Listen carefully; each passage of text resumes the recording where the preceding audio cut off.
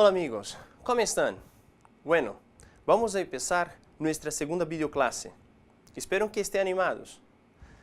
En esta clase vamos a aprender un poco sobre dos tiempos verbales en el pasado, el pretérito indefinido y el pretérito imperfecto de indicativo.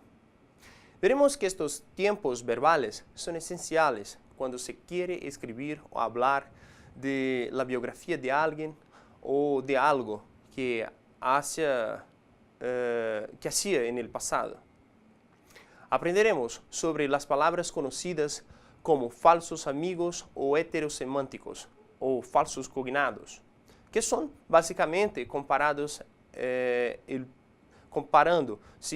español con el portugués, las palabras parecidas en la grafía, pero diferentes en el significado.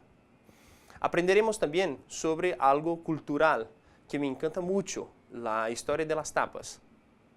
Como ya dije en clase anterior, tengan siempre en manos papel y bolígrafo. Cuando surgiera alguna duda, ustedes apunten y después publiquen en nuestro foro sacando sus dudas. Para que tenga un buen resultado, será necesaria la dedicación de ustedes en los estudios y actividades de la clase virtual. Vamos a empezar. ¿Conocen a esta mujer? Bueno, ella se llama Cristina Elizabeth Fernández de Kirchner. Nació en Mar del Plata el 19 de febrero de 1953. Es la segunda mujer presidente en la historia argentina y la primera que postuló para dicho cargo. Realizó sus estudios de abogacía en la Universidad Nacional de La Plata, donde conoció en 1974 a Néstor Kirchner, su esposo y compañero de toda la vida.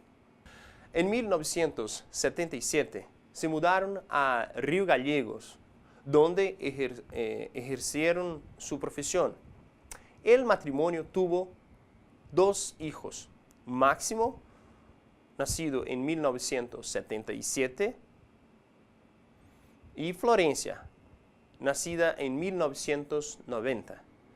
Su primer cargo político lo obtuvo en 1989 como diputada provincial de Santa Cruz.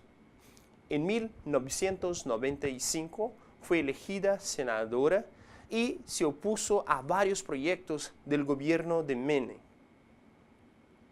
como la privatización de aerolíneas argentinas, la reforma laboral y la ley de hidrocarburos. Además, pidió la renuncia del entonces ministro de Defensa Oscar Camillón, involucrado en la venta de armamento a Ecuador y Croacia. Permaneció en el cargo hasta 1997, al que renunció por sus diferencias en el gobierno nacional.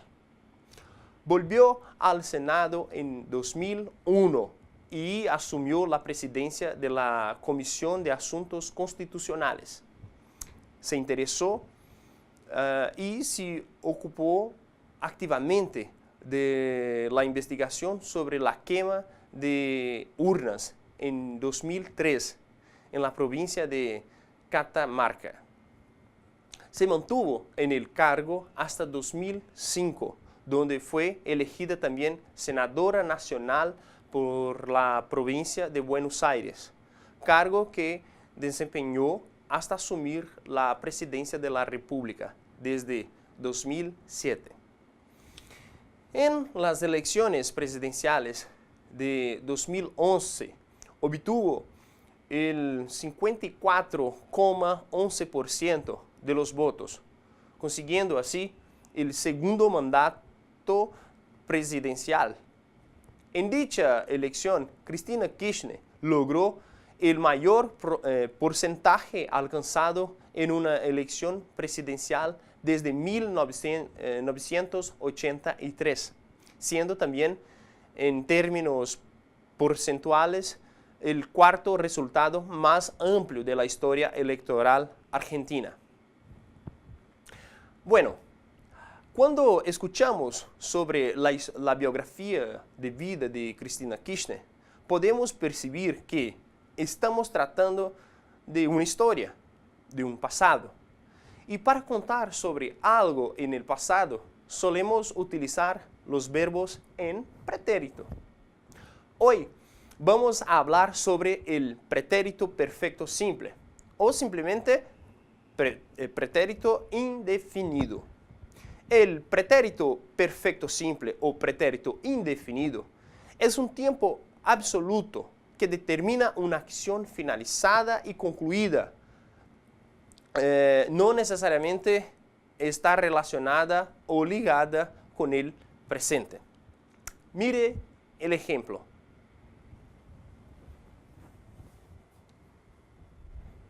Bueno, tenemos aquí la primera frase. El jefe trabajó mucho.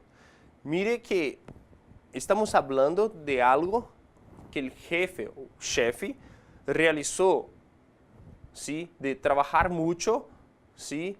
Entonces tenemos aquí una frase en el pasado, o sea, totalmente pasado, acabado. En la segunda frase tenemos, la secretaria ayudó mucho a su jefe. O sea, es algo que la secretaria hizo, ¿sí? En el pasado. O sea, una acción pasada y acabada. La acción de ayudar a su jefe. En este caso, en portugués, a su chefe. Bueno, conjugar un verbo regular en este tiempo verbal es muy tranquilo, pues ya sabemos que los verbos pueden pertenecer a una de las tres conjugaciones, o sea, primera conjugación, AR, segunda conjugación, ER, tercera conjugación, IR. A ver.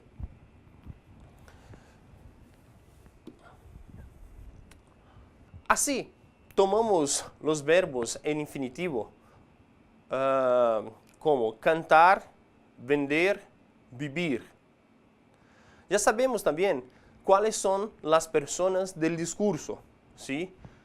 La persona que habla, yo, la persona que escucha, tú, la persona sobre la cual estamos hablando, ¿sí? Él, ella. Usted sabemos que es un pronombre formal de tratamiento correspondiente a la segunda persona, pero que corresponde a la segunda. Tenemos nosotros, ¿sí? En el plural, nosotras, vosotros, vosotras, ¿sí? Que es segunda persona, y ustedes, ellos, ellas, correspondiente a la tercera persona. ¿Vale? Bueno, para conjugar un verbo regular en el pretérito indefinido, es necesario saber las desinencias, o sea, las terminaciones correspondientes a este tiempo verbal. Así, para los verbos de primera conjugación, sacamos el final AR y ponemos las terminaciones E, aste, O. Amos, asteis, aron, respectivamente a cada persona que hablamos anteriormente. Ya para los verbos de segunda persona, o de segunda conjugación y tercera conjugación, ER y R, sacamos el final ER y IR y ponemos las terminaciones I, iste, yo, imos, isteis, yeron. Entonces queda así. Yo canté o yo canté. Tú cantaste. Él, ella, usted cantó. Nosotros, nosotras cantamos. Vosotros, vosotras cantasteis. Ustedes, ellos, ellas cantaron. Para el verbo vender, que es un verbo de segunda conjugación, la terminación ER, la conjugación en el pretérito indefinido queda así. Yo vendí, tú vendiste, usted, él, ella vendió, nosotros, nosotras vendimos, vosotras, vosotros vendisteis, ustedes, ellos, ellas vendieron. Y como dije, la terminación es la misma para los verbos de tercera conjugación cuando estamos conjugando un verbo en pretérito indefinido. En este caso tenemos el verbo vivir, que es un verbo de tercera conjugación. Entonces la conjugación se queda así.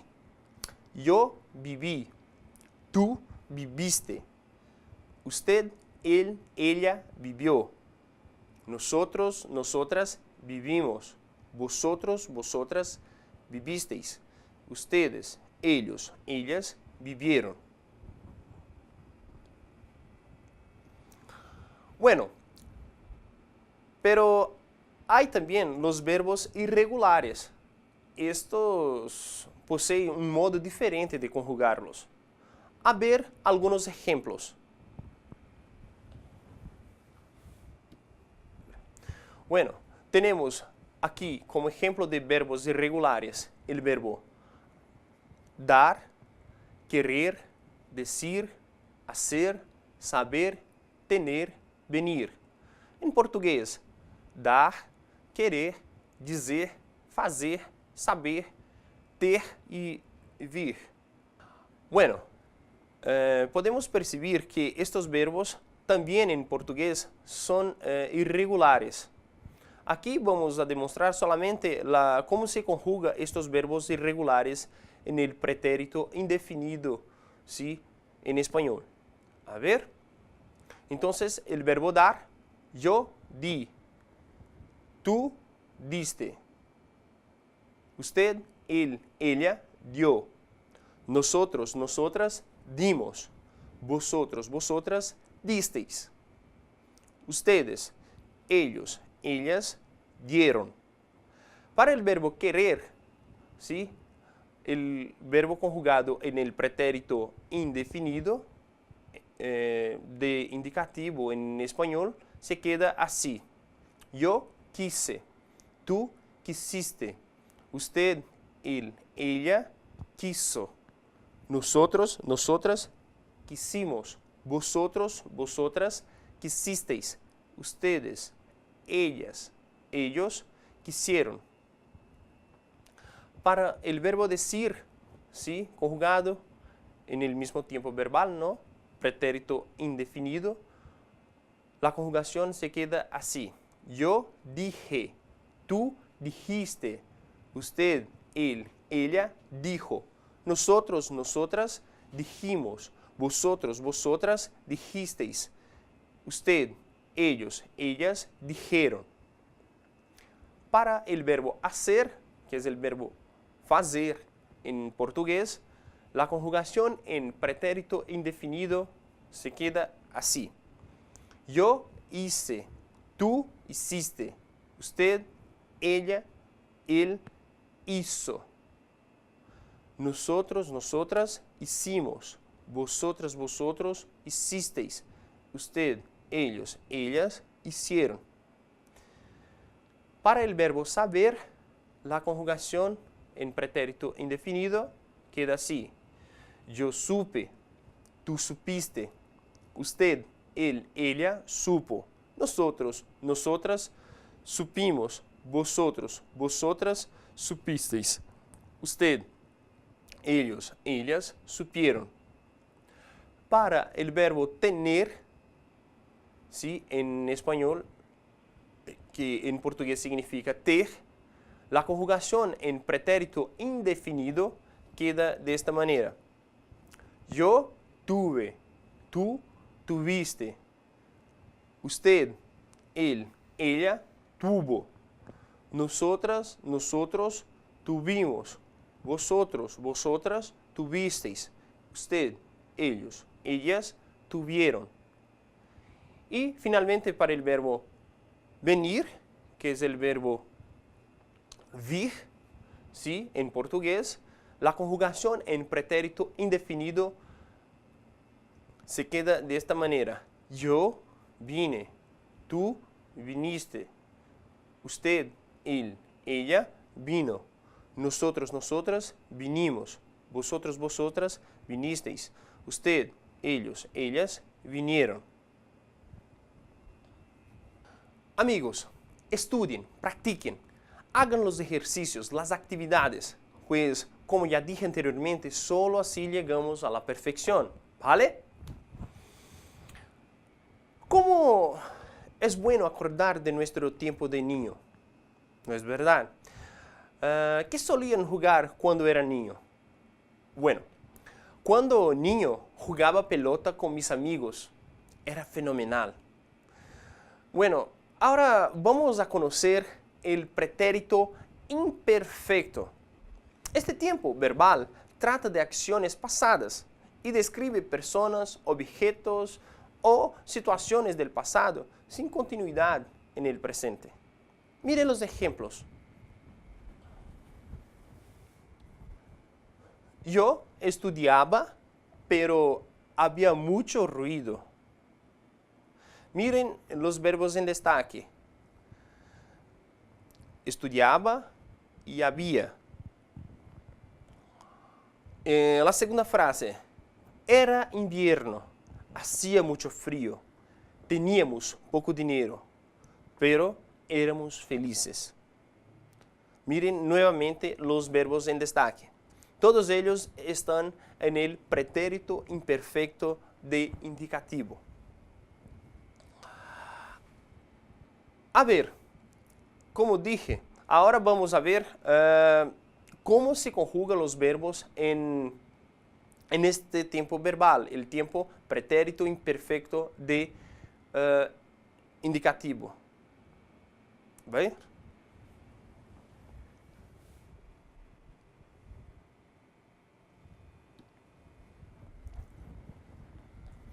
Elegimos 3 verbos modelos: jugar, beber, escribir.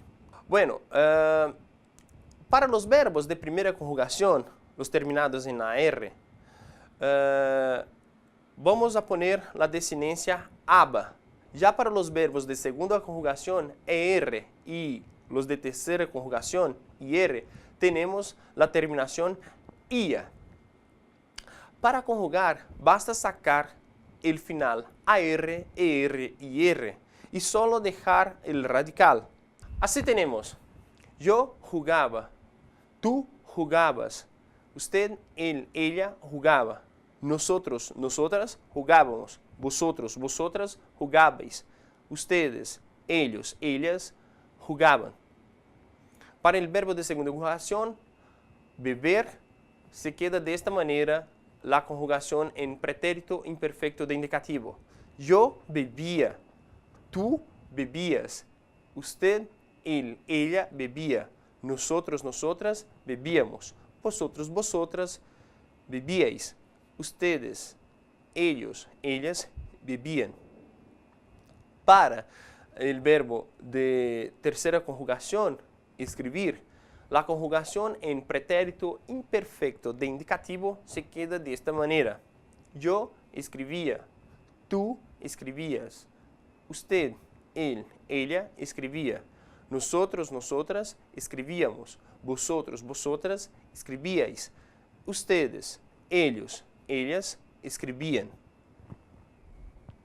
Hay solamente 3 verbos que poseen conjugación diferente, que son los verbos, podemos decir así, irregulares, que no sigue esta regla que nosotros utilizamos aquí.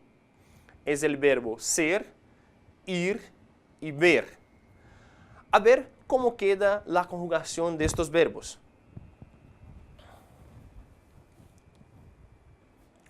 Bueno, así tenemos la conjugación de estos 3 verbos que son irregulares en el pretérito imperfecto de indicativo. El verbo ser, ir y ver. Bueno, para el verbo ser, la conjugación en pretérito imperfecto tenemos: yo era, tú eras, usted, él, ella era, nosotros, nosotras éramos, vosotros, vosotras erais, ustedes, ellos, ellas eran. Para el verbo ir, ¿sí? La conjugación en pretérito imperfecto de indicativo se queda de esta manera. Yo iba, tú ibas, usted, él, ella iba, nosotros, nosotras íbamos, vosotros, vosotras ibais, ustedes, ellos, ellas iban. Para el verbo ver, ¿sí? La conjugación en pretérito imperfecto de indicativo se queda de esta manera. Yo veía, tú veías, usted, él, ella veía, nosotros, nosotras veíamos, vosotros, vosotras veíais, ustedes, ellos, ellas veían. Amigos, no hay secreto. Tenemos siempre que entrenar. Adelante siempre. ¿Vale? Ahora vamos a aprender uno de los vocabularios más importantes de nuestro estudio del español. Son los famosos falsos cognados, también llamados heterosemánticos. La importancia de ellos está en la diferencia de significados que existe entre ambos idiomas, portugués y español. Las dificultades que tendrían para entender un mensaje por desconocer su traducción. Miren estas frases.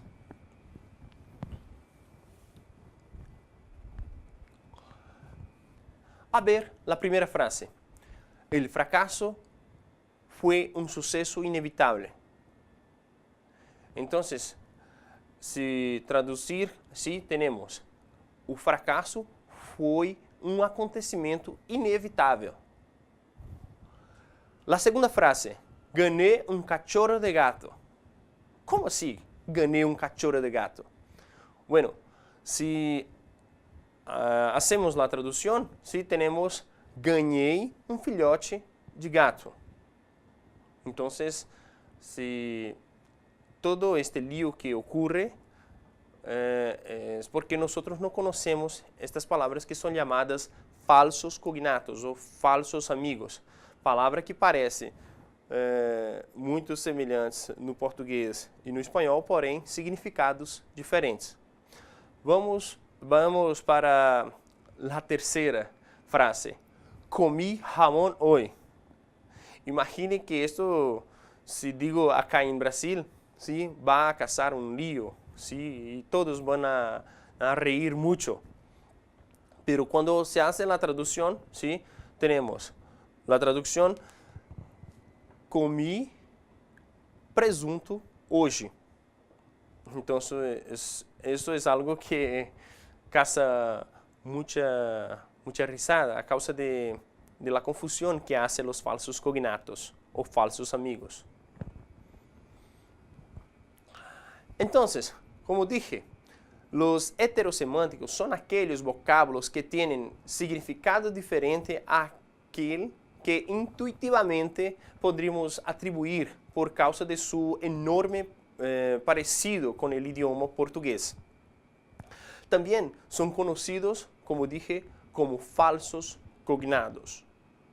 Veamos algunos de los más importantes heterosemánticos.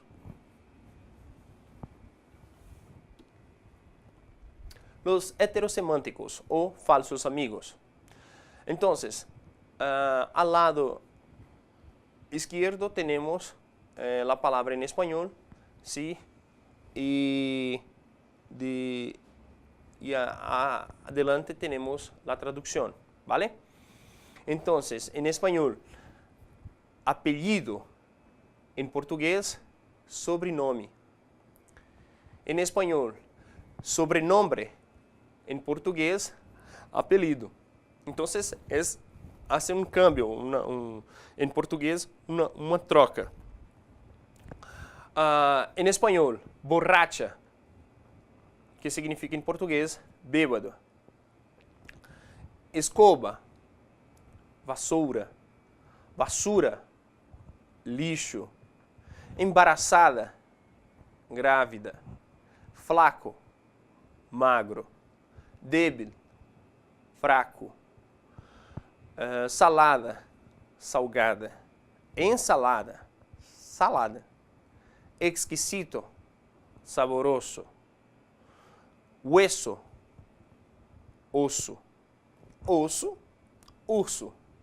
Jamón, presunto. Presunto, provável. Listo, lista, pronto, pronta. Temos ao lado de outra lista de palavras heterossemânticas, não? Maleta, em português, significa mala. Uma pessoa mala, em espanhol, é uma pessoa má, em português. Salsa, molho. Oficina. Miren, esta palavra é muito importante. Quando vocês que vão a trabalhar, ¿sí? Como secretária, devem saber que oficina, ¿sí? De espanhol significa escritório. E a palavra escritório é, em português, escrivaninha, ou seja, aquela mesa lá de trabalho. Talleres. Talleres são oficinas. Por exemplo, meu coche está roto, meu carro está quebrado, então necessito levar a um taller, ou seja, preciso levar a uma oficina. Então, taller ou talleres significa oficinas. Cubierto, talleres. Prejuízo, preconceito. Perjuízo, prejuízo. Então, se cambia si la E e la R, estamos falando de outra palavra. Prejuízo, preconceito. Perjuízo, prejuízo. Polvo, pó. Pulpo, polvo. Conejo, coelho. Coelho, pescoço. Copa, taça. Taça, em espanhol. Se digo taça em espanhol, estou dizendo xícara. Sim? Mantequilha, manteiga.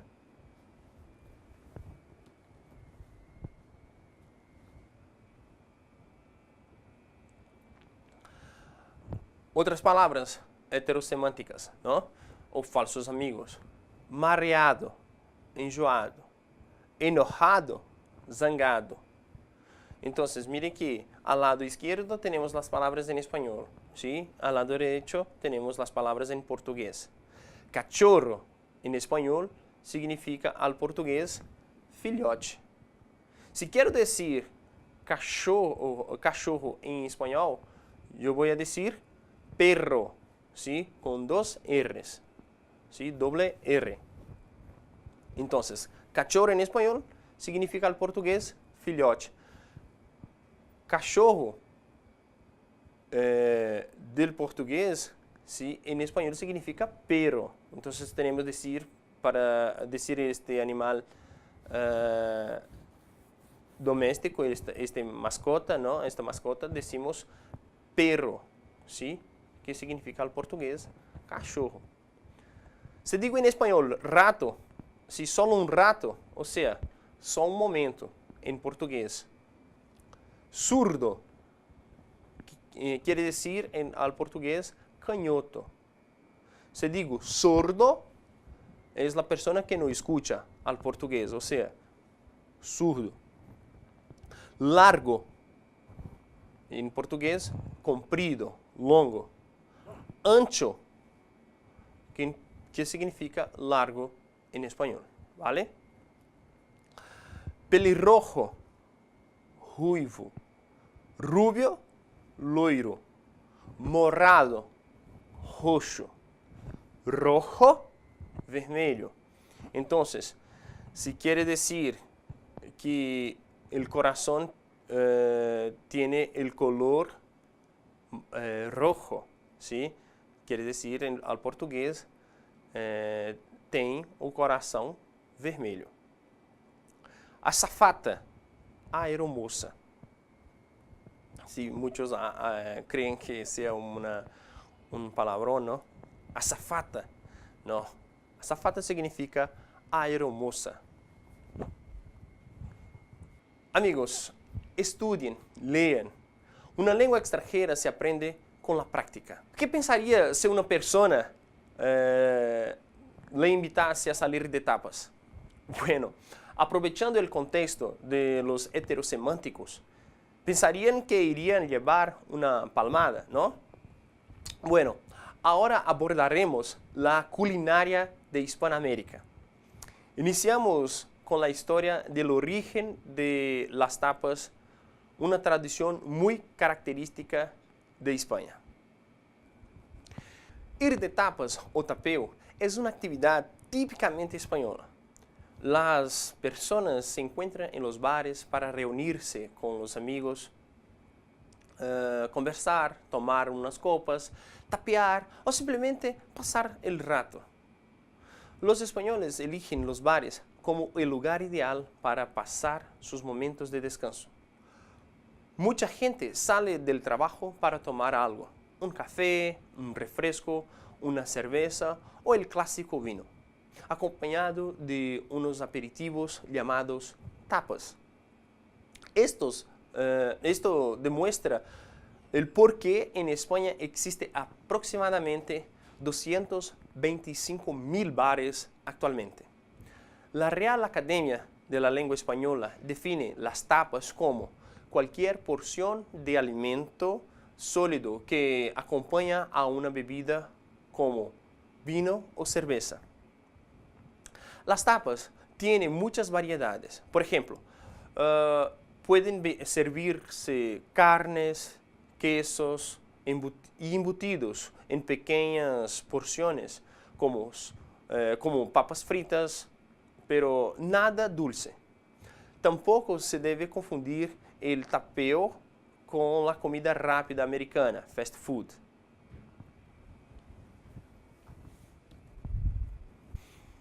Hay una versión que explica el nacimiento de las tapas y es la siguiente. Por orden real de Alfonso X, el Sabio, un monarca castellano del siglo XIII, solicitó que le sirvieran pequeñas porciones de comida acompañadas de vino, pan y rodajas de quesos y embutidos. Una rodaja era colocada sobre la boca de la botella de vino en forma de tapa para evitar que alguna indeseable mosca entrase en el preciado líquido. Otra versión cuenta que el mismo rey estaba visitando Cádiz, una provincia de España, y le sirvieron vino con algunas rodajas de queso y embutidos. Entonces entró una corriente de aire y el mozo inmediatamente colocó una rodaja de jamón para evitar que entrase arena en la copa del rey. Espero que les haya gustado de la clase de hoy. No olviden jamás de practicar, estudien y tengan buenos resultados. ¿Vale? Hasta la próxima clase. Chao.